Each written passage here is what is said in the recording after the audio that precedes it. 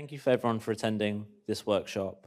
Obviously, we'll be covering how to kind of transform any struggling Apple search ads channels into a heroic one, and giving you some winning tactics and winning solutions on how you can really effectively scale that channel. I guess to start on a lighter note, I guess we can start off with some intro. So I'm James. This isn't working. Okay, clicker. I'm the acquisition director here at ConsultMyApp. I've been at CMA on and off for around 4 years. It sounds like a relationship, but I was at CMA for about 3 years, and then went and joined Publicis Group as the ASA director, and then rejoined CMA, going back to my ex as acquisition director, and I've been here for about a year, so it's been a good relationship so far. I guess, Gaz? Hello, everyone. I feel like I should be beatboxing or something with this, but yeah, I've been at CMA for 3.5 years. I am a content strategist, so I'd be highly interested in user psychology, and more importantly, I guess, for this talk, how to test that user psychology. So how to see exactly why your users or potential users are hitting download. So we're going to get into that later, but for now we'll just get things kicked off. We'll hand back to James. I don't know why he keeps telling people that X story, by the way. So if you're not aware, I see some familiar faces, some unfamiliar faces. ConsultMyApp are a mobile marketing agency. We were founded in 2016. We're about 50 consultants, and very bilingual and international team, covering a range of different verticals, but also services. So I myself cover, obviously, acquisition, user acquisition, app store optimization, but as a business, we really do focus on from top of the funnel all the way through to engagement, retention, and your MarTech stack as well. We don't want to be like a siloed agency as well. When we work with clients, we really want to be an extension of the company. So we do really try and work with our points of contacts and transforming them into be more mobile focused and or mobile first leaders. And so yeah, we do partner up with a lot of tech platforms, such as, I've probably seen a lot of these channels or platforms today: Applyzer, Braze, MoEngage, and then some DSPs as well, such as Liftoff and Dataseat. And as mentioned, we do work with a variety of different verticals, variety of different locations, not just UK or US based, but really focusing on APAC as well with Grab, and then also some kind of mainland Europe and South American clients as well. We do work with big enterprise clients you'll notice on the board, but also some medium and smaller and startup apps we work with as well. So why we're obviously here today is to talk about Apple search ads. Can I get hands up if you know what Apple search ads is? I see about 95% of people have put their hand up, so fantastic. If you don't know what Apple Search Ads is, it's a user acquisition channel that apps and companies use to drive in new installs, drive in new active users, and drive in more revenue or subscribers. The one thing we see ASA as, it can be unpredictable at times. There's a lot of rough edges, and there's some red herrings and traps to be aware of, especially if you're just starting out. And in order for apps and marketing teams to successfully tame it, they need to have the right marketing knowledge and channel knowledge, which will hopefully give you some nuggets of that today. So as a platform, I think it's pretty easy to gain the basic knowledge, especially compared to some other paid acquisition channels. It's quite easy to kind of set up campaigns, but being a difference maker, having a campaign set up which is best in class, and outcompeting some of the rest of the industry, hopefully by following some of our recommendations and tips that we'll lay out, that will kind of give you a good start or build on what you're currently doing. So to start off with, we're going to just cover some of the unpredictable nature or unpredictable sides of Apple search ads, and that you should be aware of when you're investing in an ASA.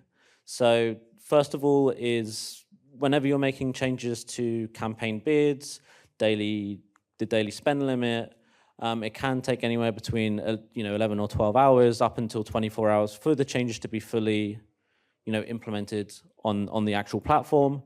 This can be very frustrating, obviously, if you're a very seasonal app, even if there are peaks and troughs during the week, during the weekend. If it's a sporting app, if it's something else, if it's a retail app, you're going to have these kind of high seasonal moments, even during the week, and it's really hard sometimes to prepare for that. And you can encounter kind of unexpected fluctuations. You can experience inefficiencies with bid management.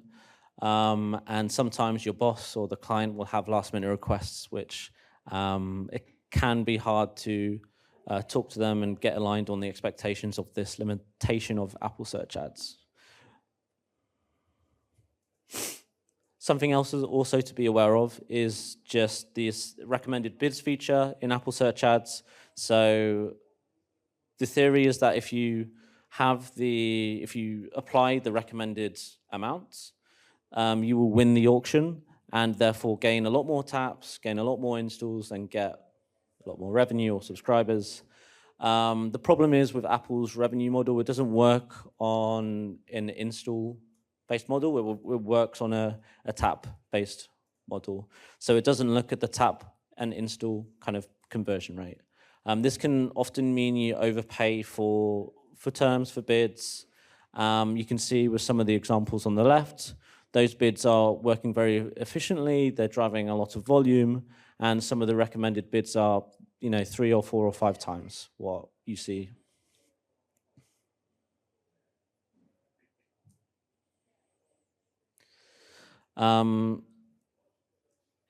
Moving on to tracking KPIs. So obviously, again, there is a huge amount of detail you get from the custom reports.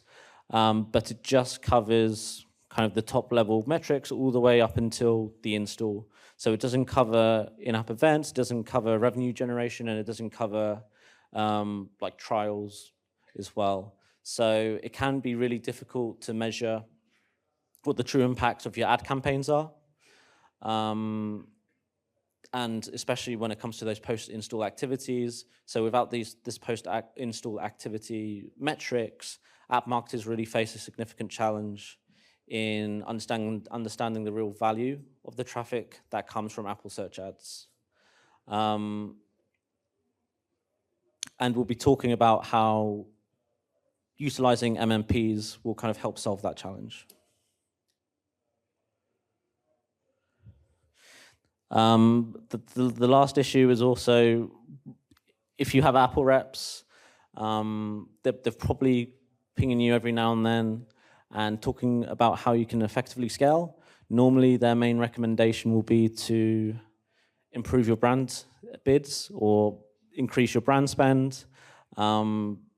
This again is a bit of a red herring and something you need to be aware that it could really harm your organics.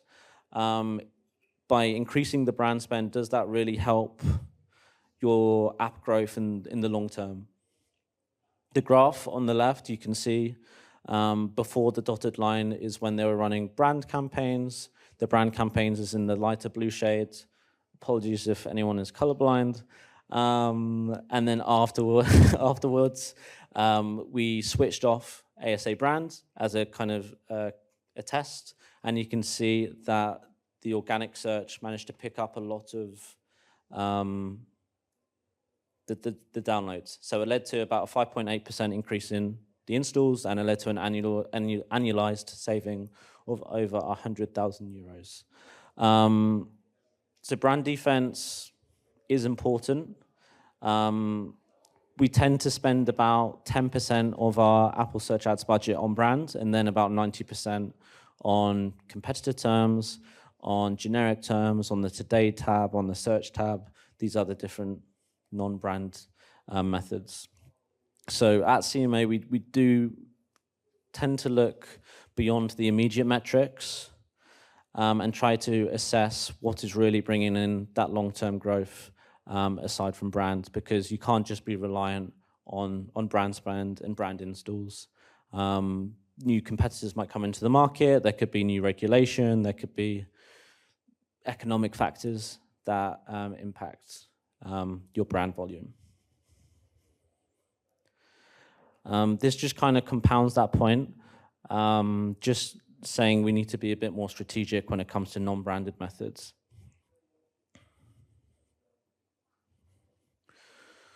Cool. Cool, thank you very much, James. I love having a flicker. I don't have one of these. I'm going to get one.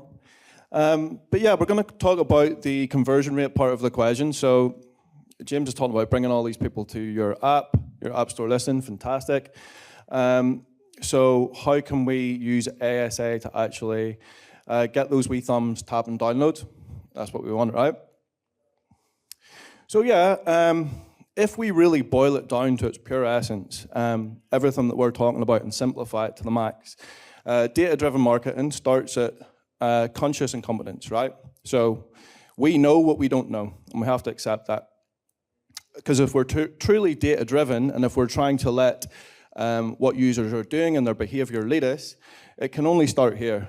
We can't just go in with, hypothesis, various hypotheses. We need to sort of start here. We need to build a blueprint with this in mind. But that's a good thing, right? If we can start here, that's a good point.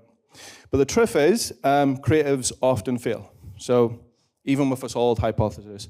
How many of you guys have App Store listings? If anybody wants to raise their hand. Oh yeah, there's a few. I'm sure you've came across maybe one or two times. You've uploaded a new set of screenshots. They've failed, right?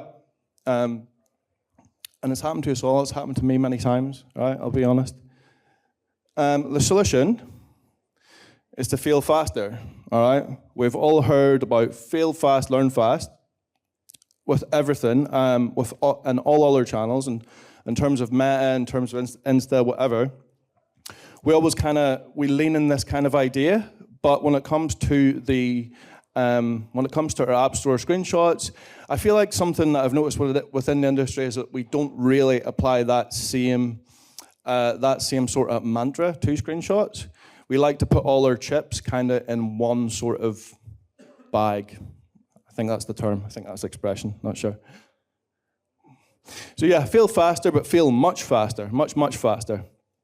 The only problem is failing fast with organic testing, so PPOs, doesn't really work, right? It can take a long time, especially depending on the impressions that you're getting. Maybe you're a startup and it'll take an even longer time. You can't really fail fast with PPOs. It can take like 3 weeks, maybe more, to get the data to say if that set of screenshots is better than your default. It can take an awfully long time. And we're limited to a specific number of tests, and the data can be inaccurate, depending on whether you have in-app events running at the same time or what have you. So, why is that a bad thing? Why is that ability to fail fast, why is that a bad thing?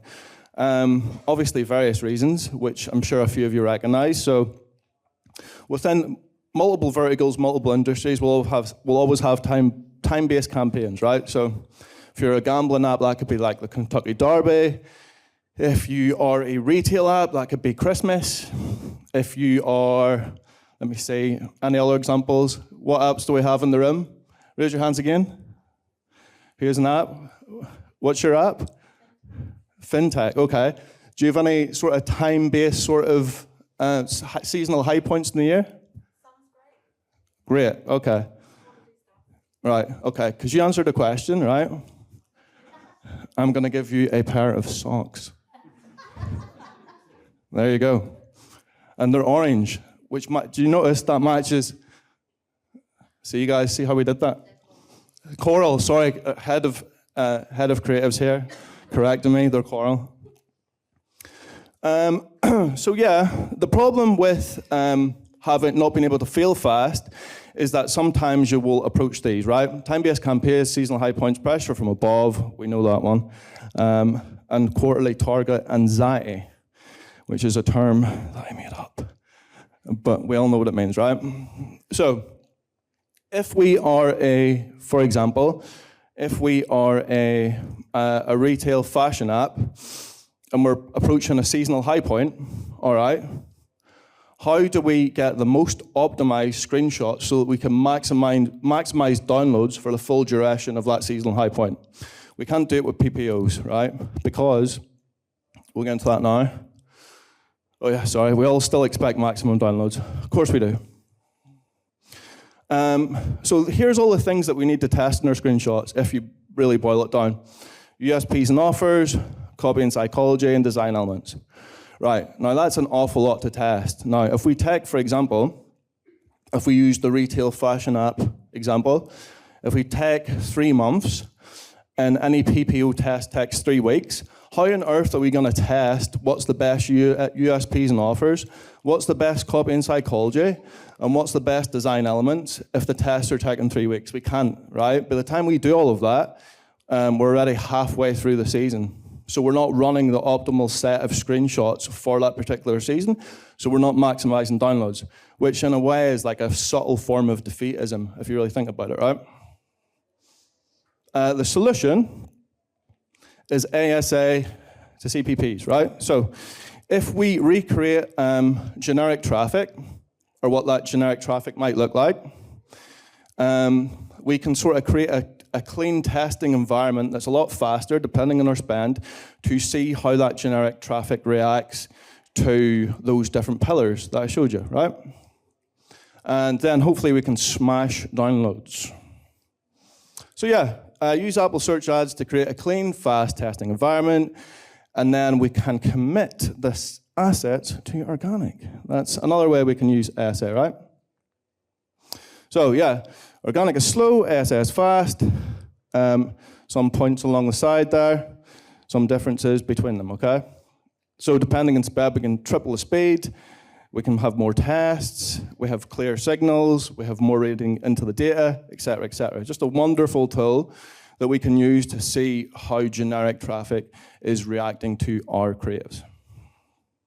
All right, so, and then if we were to use the fashion example again, what we could do is front load all our testing, so into the very start of that particular season. So let's say if we were to take USPs and offers, and we were to create sort of an ad group with generic brand terms, right? Let's say it would be like shoes, handbags, what have you. Copy and psychology, we could put that in competitor. Design elements, we could do something similar, right? So we create all these ad groups and see who is reacting to what. So let's say it's the height of the fashion season, it's coming up to summer, and we know that people tend to search for summer dresses when it gets to that season, right? We don't want to have one summer dress here. Like, if we actually think about it, that's ridiculous.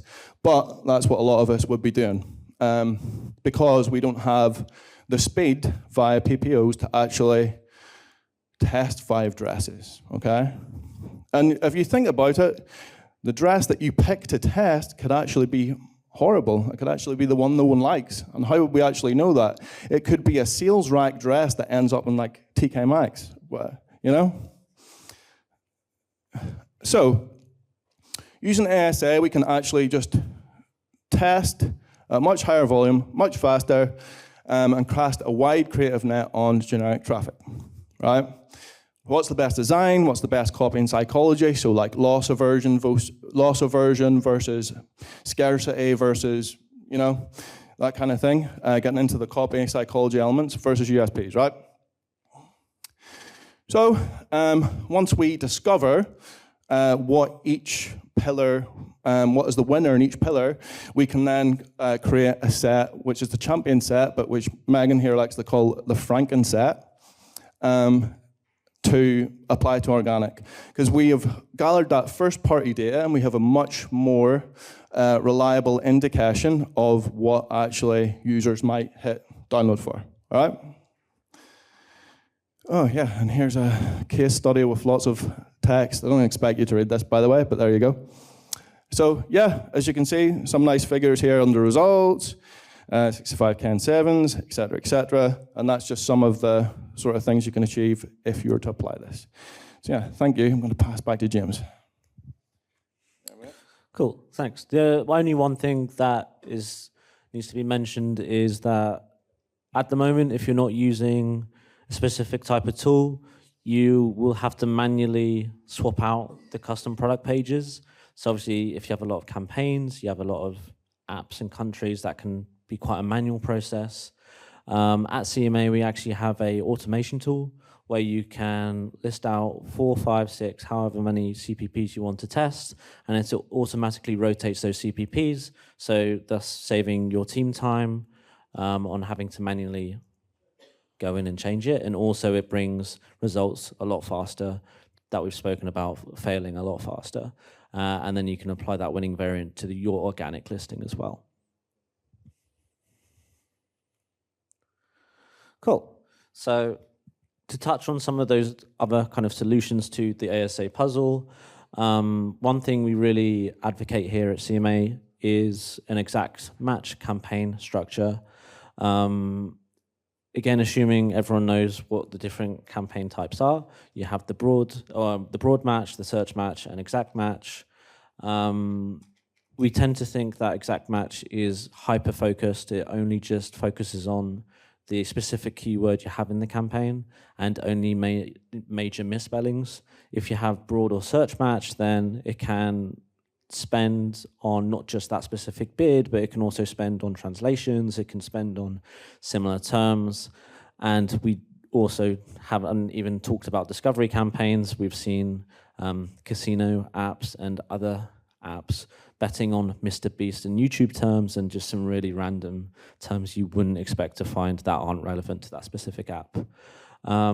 It does mean there's a lot fewer impressions, however the click-through rates are exceedingly high. With brand campaigns, you expect to see click-through rates of upwards of 65 to 70%, and then with non-branded campaigns, you should see click-through rates of above 30%. Again, you kind of look at it on a keyword level and you optimize for what's working and what's not working. Cool.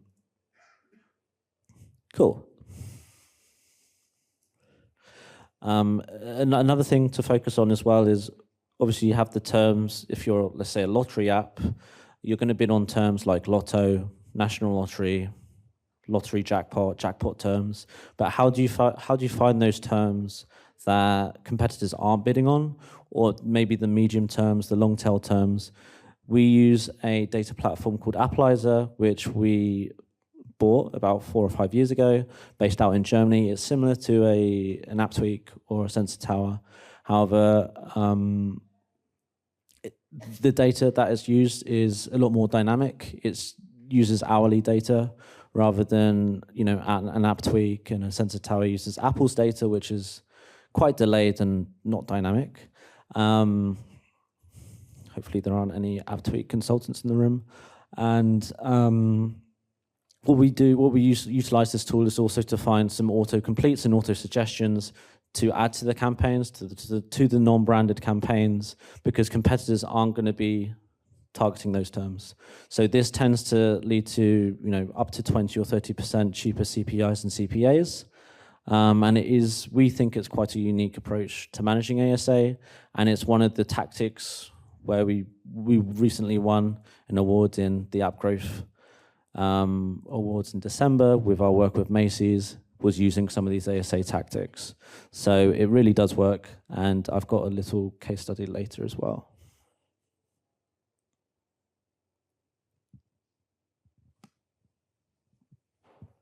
So at the start of the workshop, I spoke about the delays in the implementation changes.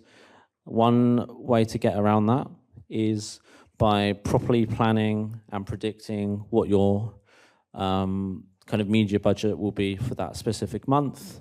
So one thing we really, again, advocate for is creating kind of campaign pacing documents. This can be a Google sheet, it can be an Excel sheet.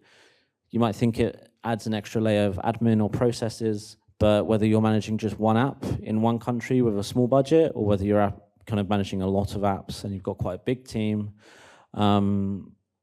it does effectively outline how you're pacing against your specific budget, and you can also add in, peaks and troughs for those peak times and those seasonal times. Another thing that happens kind of during this process or during the month is sometimes you're doing better than you kind of hoped for at the start of the month. You're seeing stronger ROI, stronger sign-ups, stronger revenue. So how do you kind of prepare for adding another 20 or 40K to the media budget, or maybe more than that? This pacing document kind of allows you to plan for that as well.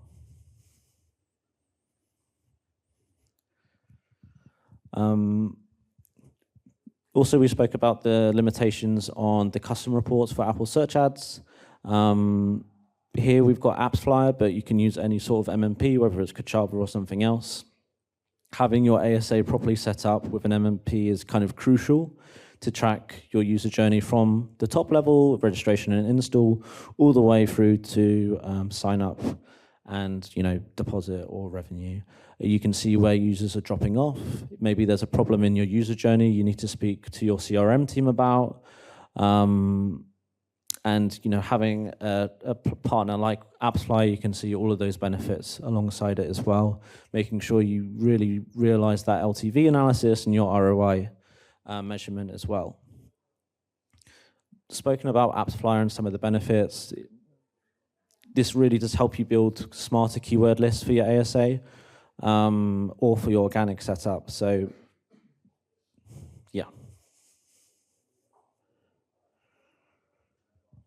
Cool. And lastly, I hope the lines aren't too thin in the back, but a little case study of some recent work.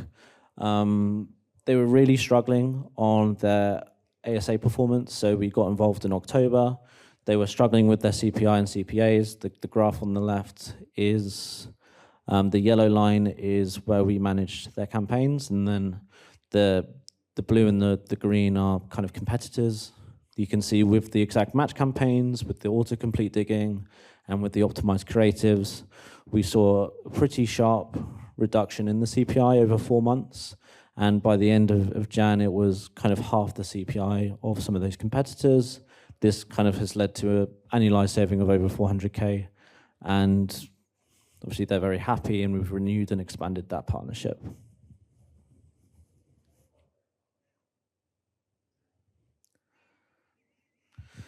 Cool. So lastly, just to hopefully give you some tips and tricks, what you can take away with, and also just to kind of summarize what we've spoken about today, about being really reliant on brand terms.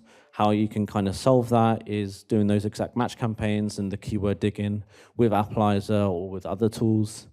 With the tracking and measurement issues, having a full integration with your MMP, and kind of navigating ASA's rough edges, making sure you properly plan for those limitations. And then with the testing limitations, with organic, you can really utilize the ASA and CPPs for fast learnings.